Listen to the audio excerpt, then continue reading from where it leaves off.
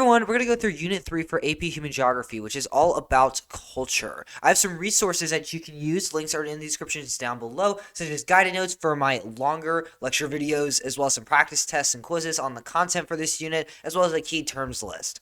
Now, my videos go through the course and exam description, which is the document that the College Board provides that lets you know of the curriculum for this course, what the units are, what the units contain, what content and key terms and concepts you need to know. It also discusses how it'll be assessed on the AP exam. So I highly suggest you look through this document and follow along as we go through this content. Now, on to culture. What is culture? Culture comprises of the shared practices, technologies, attitudes, and behaviors transmitted by a society. There are a lot of different cultures throughout the world with a lot of different beliefs and practices. And there's a lot of different components of culture, such as language or food. We can also look at the architecture, maybe even religion. There's also a big environmental or physical geography aspect of a culture, because maybe a certain culture resides in a certain area and uses the environment as part of their culture. We learned about human environment interaction in Unit 1.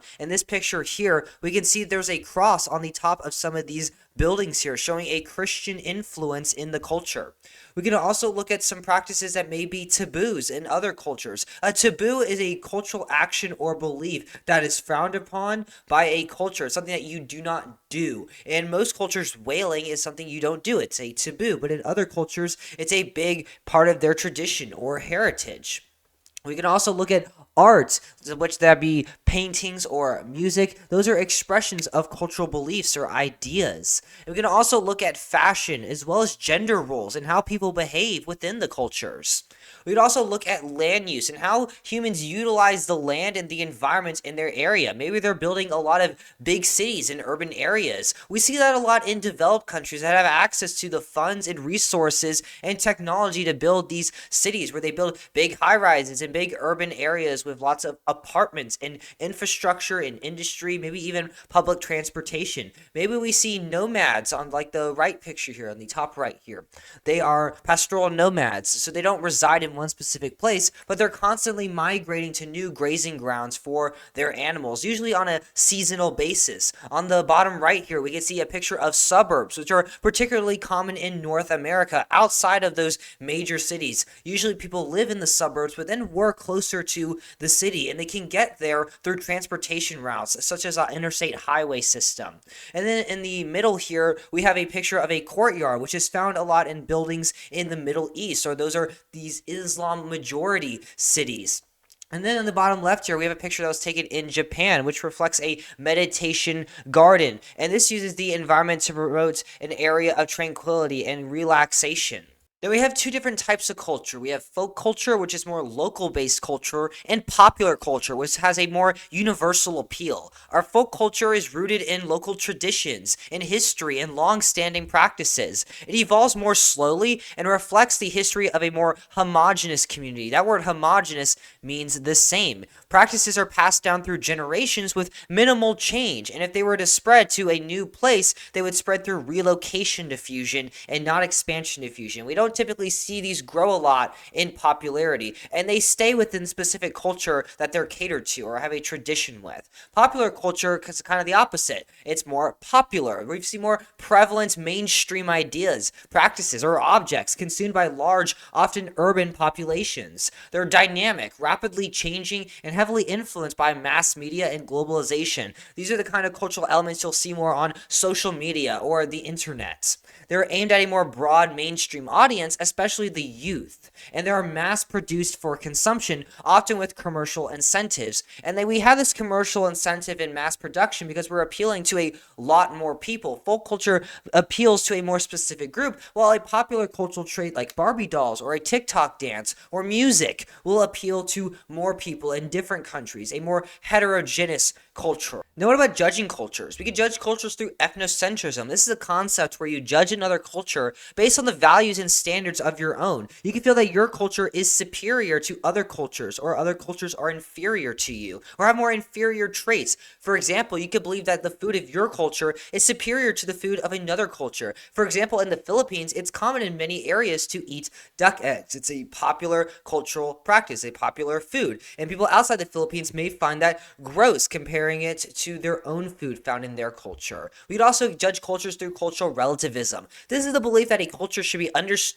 based on its own values and context. For example, you can accept a different culture's customs, such as arranged marriages, without judgment and believing that it's superior or inferior to your own. Next, we're going to talk about cultural landscapes, which comprise of physical features of an area, such as what geography do we see here? Do we see a lot of water bodies? Are they maintaining these water bodies well? For example, in the bottom image, this is taken in Venice, Italy, where there's a lot of series of canals that connect and divide many parts of the city. We can look at agriculture and industrial practices. What foods are being grown in this area? Are they growing more cash crops for commercial production? Or are they growing food to feed themselves or their communities? We also look at industrial factories or other practices that show retail or some kind of business. What's driving the economy in these areas? We look at religious and linguistic characteristics. We can see here there's a picture of a cathedral in Brazil showing a Christian, more specifically a Catholic influence. We can look at what languages are being shown on advertisements, street signs, or other some kind of postage around the landscape and showing what languages are prominent in an area. We can look at evidence of sequent occupancy and how different cultures have left their footprint. Maybe we see aspects of folk culture as well as a more prominent dominating culture today, or we see a lot of multicultural aspects like we see a lot in urban societies like in New York City. And the definition of sequent occupancy is this concept that successive cultures leave their cultural mark on a place, contributing to a cumulative cultural landscape in an area. So the cultural landscape of New York is not just what's happened today, but it's built up by the previous cultures that have settled there. We can also look at the architecture. Are they using more local materials? Are they expanding to materials they can acquire from different countries? Are they using more religious-based architecture or more modern architecture or more traditional architecture? We can also look at the land use patterns and what they're actually using the lands for. Are they using it for businesses? Are they using it for agriculture, transportation, for housing? We'd also just look at any other expressions of culture. Is there art being displayed in the areas, for instance? Do we see a lot of people wearing certain types of clothing? Do we see women on the streets in a certain area? We can look at a lot of different cultural traits on cultural landscapes. So let's talk about traditional and postmodern architecture here. Traditional architecture focuses on function, durability, and local styles, dealing with a specific region. And they use materials like wood, stone, or adobe, which are more common in different areas, and they often incorporate the architecture with cultural or religious symbolism. We can look at examples like Gothic or Islamic architecture as examples of traditional architecture. Then we have postmodern, which is a little more playful and a little more flexible. It can have more bending styles and use modern materials like steel, glass, and concrete. It can be a little more irregular and ununiformed. It may incorporate irony or pop culture elements as well. And we see this as a more bigger example of popular culture, and it doesn't deal with a more local specific area like traditional architecture, which deals more with folk culture. Now we get into this idea of sense of place, which is the feeling or perception that people have about a location, and it's created by your experiences as well as physical and human characteristics. So when you think of Maine, what do you think of? I'm from the South, and I know a lot of people when they think of Maine, they think of freezing cold because it's really hot here. So they think of just snow and snow everywhere. And I've been to Maine. Yes, I know that it's cold, but I also think of the coast a lot of times. I also think of lighthouses and the coastal architecture of the homes there in Maine as well. And so what you think of a place may vary depending on who you're talking to or what your experiences are. And that's what creates a sense of place. We look at this concept called placemaking, which involves the planning, design, and management of spaces that reflect the cultural identity of a community, and it represents and shows cultural traits. It's influenced by cultural and historical context. Maybe there's a long-standing tradition of certain religions in an area. We look at economic factors. What materials can they afford? As well as community involvement, policy, and demographics of an area. Maybe an area is more youth-based, so they're going to appeal to the youth with more elements of popular culture. We could also look at the environment. What resources are available? What environmental features are there? Is it a hilly area or very flat? What type of plants can grow in that area? What's the climate zone looking like? Now let's talk about centripetal versus centrifugal forces. Centripetal forces with a P are unifying forces and bring people together. They could be a common religion, such as Christianity or Islam, common history, even if it's tragic, such as a revolution. We look at common language as well. People speaking the same thing, they can communicate with one another. A government having legitimacy and doing things that the people want it to do. We'd also look at national symbols, such as the 4th of July, that bring people together within a nation. We'd also look at efficient infrastructure, such as transportation infrastructure that can bring people together. Now, the opposite is a centrifugal force, which divides people and separates them. We look at differences in history or culture, as well as multiple languages or multiple religions coexisting in an area. We look at economic disparities and income inequality, immigration challenges that have problems integrating people within a society and functioning with the rest of society in their culture and processes. We can also look at political fragmentation or disagreements. Maybe there are different policies throughout the country, and that's not unifying at all. We can also look at geographic features like mountains that can physically divide people. We look at valleys, plateaus, or even water bodies that can divide people as well. We can look at diffusion as well. Diffusion is the spread of cultural traits. Relocation diffusion is the spread of an idea through physical movement. And we can grow the area geographically, but we're not expanding its popularity. So an example would be Buddhism spreading to Central and East Asia through migration. We could also look at introducing soccer to new regions by British migrants, and that's led to it becoming a worldwide phenomenon. We look at folk culture as well. Anything that spreads that's a part of folk culture typically spreads through relocation diffusion. Next, we have expansion diffusion, which is where an idea grows in popularity as it diffuses. One example would be stimulus diffusion, where the concept changes or adapts to the culture of the place it diffuses to. For example, McDonald's has adapted its menu to local tastes. We know that they have predominantly beef burgers and beef products in the United States. However, in India, they don't consume beef. It goes against their culture. So they have the McVeggie there as a prominent menu item in India. We look at yoga being practiced differently globally and in different areas by different people rather than its Indian origin, which is the hearth. The hearth is an original place of a cultural trait.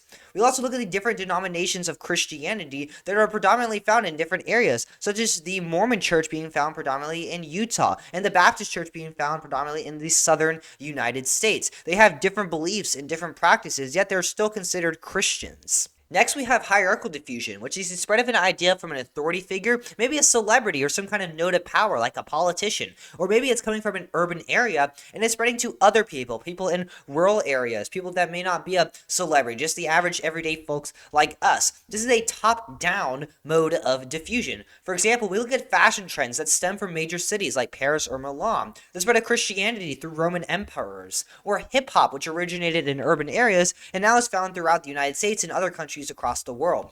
Now, the opposite is reverse hierarchical diffusion, which is the spread of an idea from a lower level of society, smaller communities or rural areas, to higher levels or larger populations or celebrities. It's a bottom-up approach of diffusion. For example, we look at Walmart, which started in Bentonville, Arkansas. It's in a small town, and it's found in so many different areas across the United States, including major urban areas. We look at trucker hats, which is an element that was found predominantly in country areas, and now it's pretty popular to make trucker hats, and they're found in urban areas and across the country and across a bunch of other different countries as well. We look at jeans as well, which also kind of started in the rural areas of the United States, and now it's become a very, very popular fashion design and expression. We also have contagious diffusion, which is just a rapid, widespread idea or concept through a population. Usually it's spreading outward from its hearth, which is the place of origin. For example, we look at viral social media trends like TikTok dances. Hey, do you remember fidget spinners? Yeah, that spread pretty quickly. It also died pretty quickly. But that's an example of contagious diffusion. We also look at slang spread. Other elements of popular culture typically spread a lot through contagious diffusion, like slang. We'd also look at diseases. When I think of that word contagious, I think of diseases. So when you think of the flu or COVID, those are examples of contagious diffusion. Now let's look at the historical causes of diffusion, because cultural spread is not a new thing. Think colonialism, imperialism, and trade. When we're looking at historical causes of diffusion in this class, I want you to think of colonialism. Think of the British colonizing the United States. Think of the European powers coming together for the Berlin Conference and colonizing Africa. Think of trade. So think of the Columbian Exchange or the Silk Road here. When we look at the Columbian Exchange, we can look that diseases spread from Europe to North America. There's contagious diffusion. We also look at the relocation diffusion of different crops and animals like like turkeys, peanuts, and tomatoes going to Europe, or honeybees, sugar canes, and citrus fruits going to the Americas.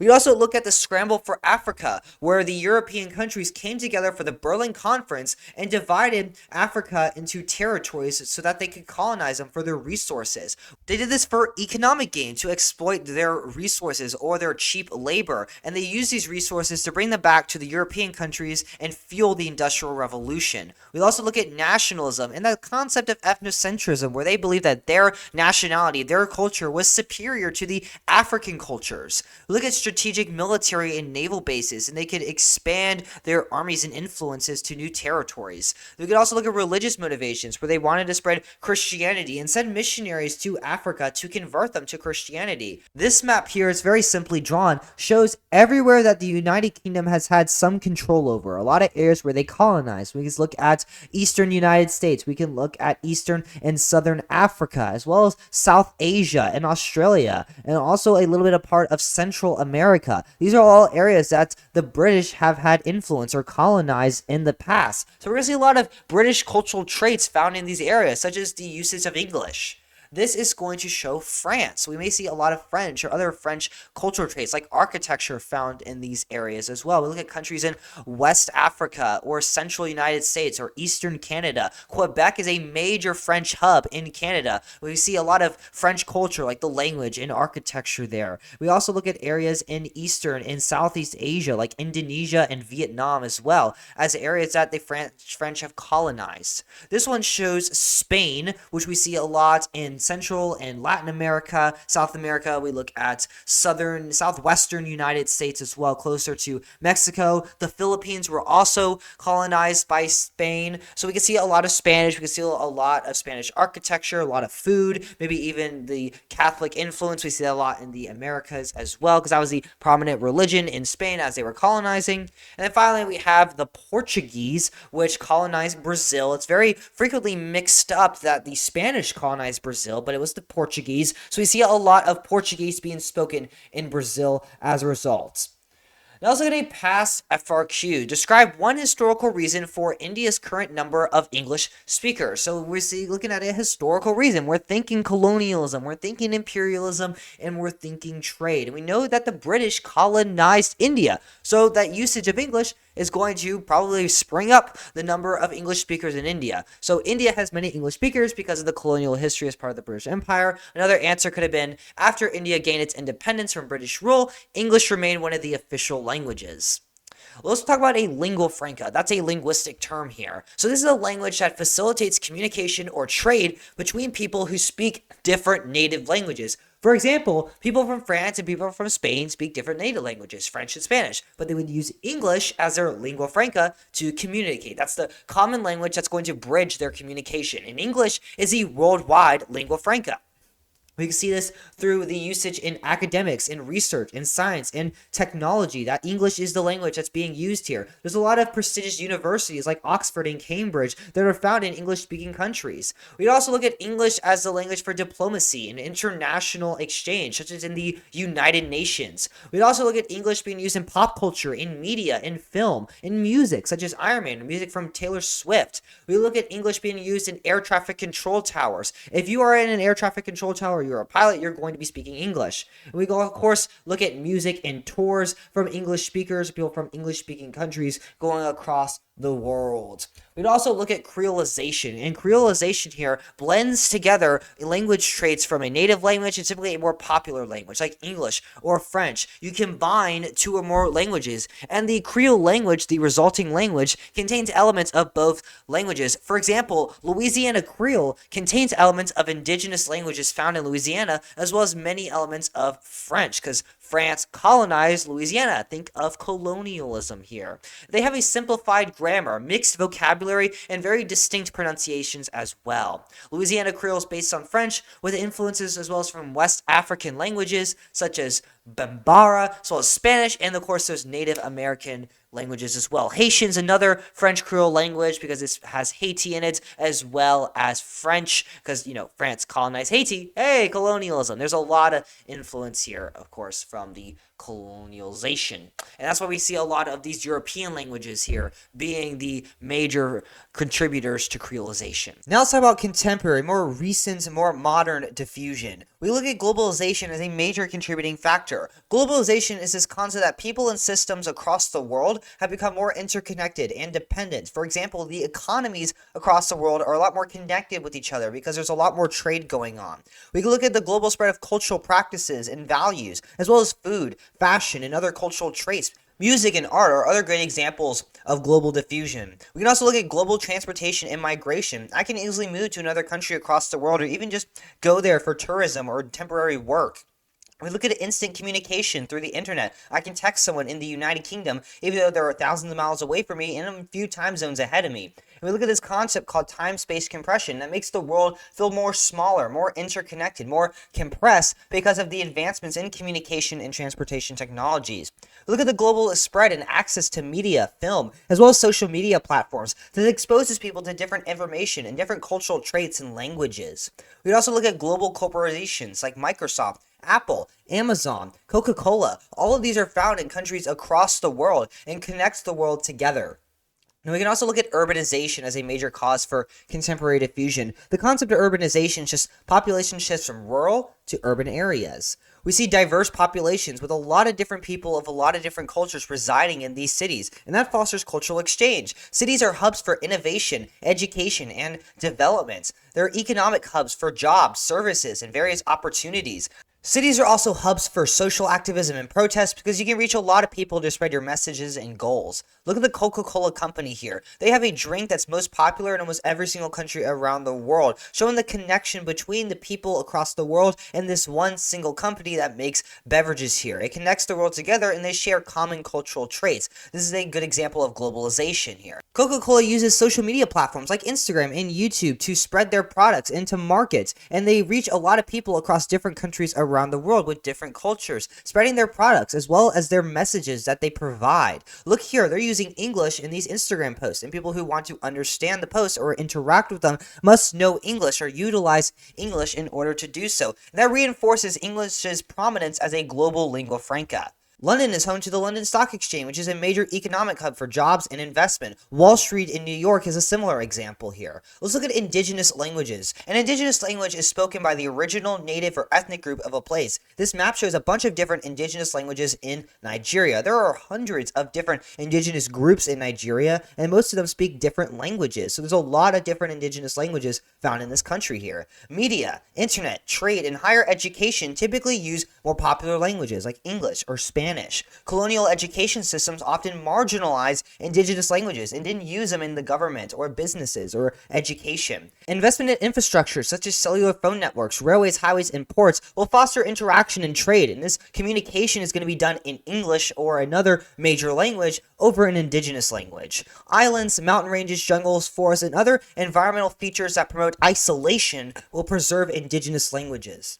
Some schools have been offering indigenous language courses to educate and preserve these languages. 40% of languages are endangered, and there's been efforts to preserve these languages in many different forms. This form of education is one of them. Now let's talk about cultural convergence and cultural divergence. Cultural convergence is where cultures become more alike due to increased interaction, and this can be through the sharing of ideas or utilizing the same technologies or the same practices or customs. There's a lot of different ways, and we see this a lot today through globalization, increased communication thanks to technology, as well as just interaction among societies, whether this be for trade, business, or diplomacy. We see many contemporary Middle Eastern artists, for example, incorporate elements of Western music genres like pop, hip-hop, or electronic music into those traditional Middle Eastern styles of music. Now, cultural divergence is the opposite. Cultural groups become more distinct from one another because they're interacting a lot less. This happens when communities isolate themselves or actively reject outside influences, and that leads to the preservation of their cultural practices. For example, the revival of the Maori language and culture in New Zealand emphasizes a return, a revitalization to traditional practices and values in New Zealand, and that diverges from mainstream Western influences and values. Now let's keep talking about languages a little bit and go over some key terms. For example, a language family, that's the largest grouping of related languages, and they all share a common ancient origin. We think of the Indo-European language family as a very prominent one. It has languages like English, Spanish, Hindi, Dutch, Icelandic, French. All of these languages that you're probably a little more familiar with are part of the Indo-European language family. More specifically, we can look at language branches, which are subdivisions of a family that share a more recent common ancestor. So we see the Germanic language family that has a bunch of different languages on it as a language branch. It's part of the Indo-European language family. Now, a language group is a little bit more specific. It's a collection of languages within a branch that share a relatively recent origin and display similar grammar and vocabulary. For example, we have West Germanic. It's on the Germanic language branch in the Indo-European language family. Then there's languages, which are just individual systems of communication spoken by a group of people. Like right now, I'm speaking English, but I could be speaking Polish or Chinese or French or Portuguese if I really, really wanted to. Then there's a dialect, which is a regional or social variation of a language distinguished by pronunciation, vocabulary, and grammar. For example, British and American English, it's still English, but they're spoken a little bit differently. They may spell words a little differently, like theater or color. There's also accents, which are typically based on regions or social identities. These are variations in pronunciation within a language. So I can say, howdy y'all, what's going on? I speak with a southern accent. I'm saying the same words, I'm just saying them differently, different pronunciation. Or I could talk with my Boston accent. I don't do a good Boston accent here. I'm saying the same words, just I'm saying them a little bit differently. I'm pronunciating them differently. That's what an accent is. This is the Indo-European language family. There are dozens of different languages, language groups, and language branches on this language family, and it's kind of decorated to look like a tree, which is pretty cool because we're talking about language branches and we think of trees when we think of branches here. So we could go to the European branch, go more specifically to the Germanic branch, then go to the language groups like North Germanic, which has a language like Danish or Icelandic. We go to High German, which has Swiss or German. We can go to Anglo-Frisian, which has English or Scots on it. We can also go to the Indo-Iranian side, which goes more to the Asian side of the Indo-European language family, and look at languages like Hindi or Urdu or Deccan or what's another one on here that I can actually pronounce? Bengali is another language as well. So there's a lot of different languages on the Indo-European language family. And they're all similar because they all share a common ancient origin. And some languages are more similar to others. For example, Polish and Russian are going to be more similar to each other than Ukrainian and Swiss are. Or Hindi or Dutch are. Hindi and Dutch are not going to be as similar because they're way apart in the language family and have a lot of different branches dividing them. So here we can look at the Indo-European prominence across the world. It's very, very prominent. It's found predominantly on every single continent, from Oceania to North South America, Sub-Saharan Africa, South Asia, Northern Asia, as well as almost the entirety of Europe here, where in most of these countries, it's either an official or primary language or a secondary official language. Look at Africa here. Sub-Saharan Africa specifically was the target for colonialization from the Berlin Conference, where those European powers came together and subdivided Africa for their resources and imperialism. And so that brought about a lot of interaction and cultural influence and exchange, and it brought English, French, Spanish, a lot of other European languages, Indo-European languages, to the sub-Saharan African countries, and that makes them very, very prominent there today. And they're usually not official languages, but they're secondary official languages. This is the Sino-Tibetan language family, and the only language that you might really know from this language family is Mandarin, which is Chinese, so a lot of people speak it. Over 1 billion people speak it. So that makes the Sino-Tibetan language family a very, very prominent language family, even though it's really just found in Eastern Asia. This is the Niger-Congo language family, the official languages in sub-Saharan Africa, because Indo-European languages are usually the secondary languages. The official languages, though, primary languages, are typically in the Niger-Congo language family. A lot of those indigenous languages are part of this language family. The Afro-Asiatic language family is found in Northern Africa and the Middle East, which is just Southwestern Asia. We see languages like Arabic, Egyptian, a lot of script languages. These are a lot of the oldest languages in the world. They're part of this language family. Now let's look at the religions and the religious herds, where these religions originated from. So we have two major herds. The first one is the Middle East / Southwestern Asia. We look at Judaism, which was started in Canaan, modern-day Israel. Christianity was also started in modern-day Israel and Judea. And then Islam, which started in modern-day Saudi Arabia in Mecca. Then we have Southern Asia as the other religious herd. Buddhism was started there in northeastern India. Then Hinduism in the Indus River Valley, which is in the northwestern area of India. And Sikhism started in the Punjab region, which is in northern India. And all of those are in Asia. Now let's look at ethnic religions here. An ethnic religion does not seek to convert. It does not really seek to expand in popularity as it's tied to a specific ethnic group or a geographic location. In our ethnic religions for this course are Hinduism and Judaism. So they typically spread through relocation diffusion, such as Hinduism spreading to Southeast Asia through traders and settlers. The Roman conquest of Judea caused Jewish migration out of Israel to Europe and northern Africa. We call this diaspora. And this also happened kind of in reverse after the Holocaust, where Jewish survivors migrated to what was Palestine under British mandate, and then it led to the creation of Israel in 1948. Now there's universalizing religions, which do seek converts and to appeal to all people. We have that term universalizing. They want to appeal to all people universally across the universe, regardless of their location, their background, or culture. And they often do this through active conversion efforts, such as missionaries. And our four major universalizing religions are Christianity, Islam, Buddhism, and Sikhism. We typically see them promote missionaries, which spreads it through contagious diffusion. We see the adaptation to local cultures, where aspects of local religion or tradition are integrated into new religious practices. For example, Day of the Dead in Mexico, celebrated on November 1st, combines aspects of indigenous spiritual practices in Mexico, as well as different Catholic traditions and the saints in the Day of the Dead celebrations and purpose. Christianity, Islam, and Sikhism particularly has spread from rulers and elite classes to populations. That's hierarchical diffusion, and we see that these religious values are often found in the political or court systems of these countries, or at least in the foundations of these systems when they were made. So this shows the religious prominence of different religions across the world. We can see here Christianity is found on pretty much every single continent across the world thanks to European colonization and interaction in trade. We also see that Hinduism and Judaism are found near their hearts because they're ethnic religion. So Judaism's here in the Middle East. It's the only blue country on the map. And then Hinduism is found in India and Nepal. On this map, we can see a lot of Islam in Central Asia, Southwestern Asia, and Northern Africa, and some Buddhism in East Asia.